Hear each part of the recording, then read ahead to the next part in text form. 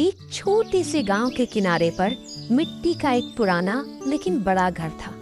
उस घर में शांति देवी अपने बेटे मोहन और बहू राधा के साथ रहती थी। घर बड़ा था, आंगन बड़ा था, गाय भैंस भी थीं, खेत भी थे।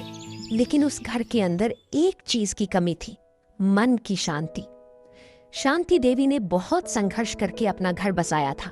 जब उनके पति का देहांत हुआ था तब मोहन बहुत छोटा था। उन्होंने खेतों में काम किया, दूसरों के घरों में रोटियां बनाई, अपने गहने तक बेच दिए ताकि बेटे को बड़ा कर सके। उन्हें हमेशा लगता था कि उन्होंने अपने बेटे के लिए जो कुछ किया उसका महत्व कोई नहीं समझता। जब मोहन की शादी राधा से हुई तो शुरू शुरू में सब ठीक था। राधा पढ़ी लिखी, समझदार और संस्कारी लड़की थी। वो सुबह जल्दी उठती, घर का काम करती, सबका ध्यान रखती। लेकिन शांति देवी को उसमें हर समय कोई न कोई कमी दिखती रहती। रोटी गोल नहीं बनी, दाल में नमक ज्यादा है, तुम्हारे मायके में ऐसे काम होते होंगे, हमारे घर में नहीं। धीरे धीरे राधा का हंसना कम हो गया।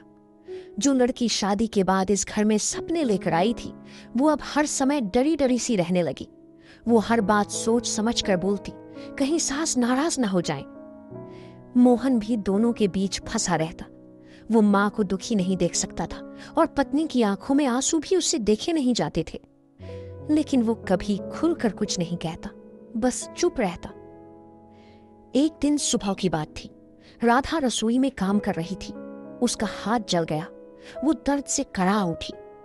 लेकिन तभी शांति देवी ने आकर कहा, इतना सा हाथ क्या जल गया, जैसे बहुत बड़ा पहाड़ टूट पड़ा हो। घर के काम करने हैं तो थोड़ा बहुत सहना पड़ता है। राधा कुछ नहीं बोली। उसने बस अपना हाथ पानी में रखा और चुपचाप आंसू पोंछ लिए। उस रात राधा बहुत देर तक सो नहीं पाई। उसे अपनी माँ की याद आ रही थी। उसे याद आया कि जब बचपन में उसे हल्का सा बुखार भी आता था तो उसकी माँ सारी रात उसके सिरहाने बैठी रहती थी। अब यहाँ उसके दर्द को दर्द समझने वाला कोई नहीं था। उधर शांति देवी भी अपने कमरे में जाग रही थी। उन्हें लगता था कि बहू उनसे दूर दूर रहती है, उनकी इज्जत नहीं करती। उनके मन में एक डर था कि कहीं बहू बेटे को उनसे दूर न कर दे। कुछ दिनों बाद गांव में खबर फैली कि पास के शहर में बहुत बड़ा सत्संग होने वाला है। वहां सदगुरु महाराज जी और सुदीक्षा माता जी के विचार सुनाए जाएंगे। पड़ोस की विमला चाची शांति देवी के घर आईं और बोली, बहन चलो सत्संग चलते हैं, मन को शांति मिलेगी। शांति देवी पहले तो तैयार हो गई, लेकिन फिर उन्होंने न जाने क्यों राधा की तरफ देखा और कहा, अगर चलना हो तो तुम भी चल लो।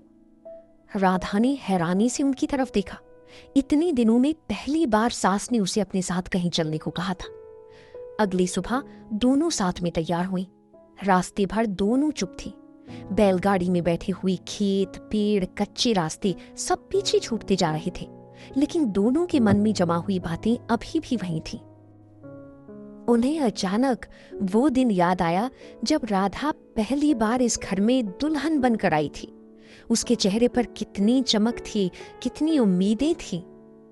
फिर उन्हें याद आया कि कैसे उन्होंने हर छोटी बात पर उसे टोका, डांटा, उसकी तुलना दूसरों से की। उन्हें ये भी याद आया कि जब राधा का हाथ चला था तब उसने दर्द में उनकी तरफ देखा था, शायद सिर्फ एक प्यार भरे शब्द की उम्मीद में।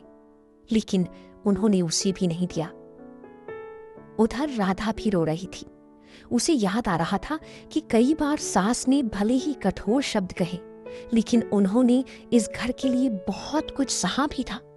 उन्होंने अकेले अपनी बेटी को पाला था। शायद उनके अंदर का डर और अकेलापन ही उन्हें कठोर बना देता था।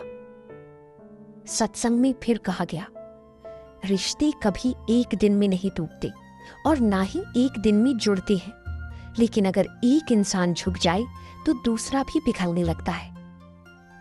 सत्संग खत्म हुआ। लोग वापस जाने लगे। शांति देवी और राधा भी धीरे धीरे बाहर निकले। रास्ते में अचानक शांति देवी रुक गईं।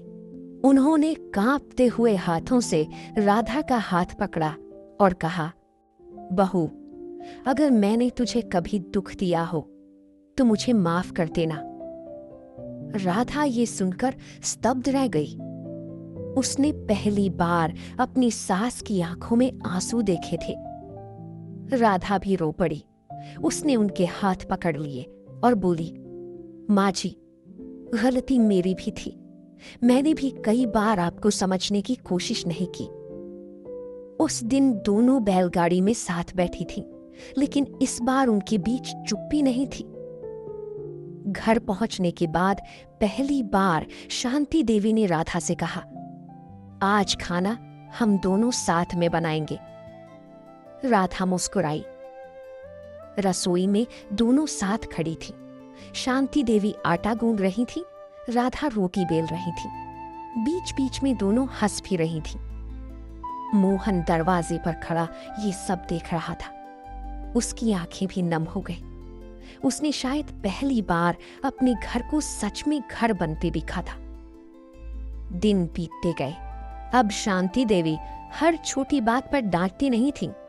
अगर राधा थक जाती तो वो खुद कहती, जा बहू, थोड़ी देर आराम कर ले, मैं काम कर लूंगी।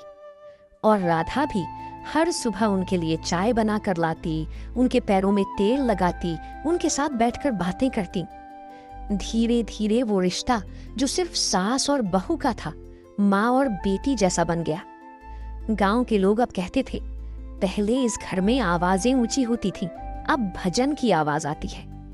और शांति देवी जब भी किसी को समझाती तो बस एक बात कहती, सत्संग सिर्फ सुनने से नहीं होता, अगर उसकी बात घर में उतार लो तभी जीवन बदलता है।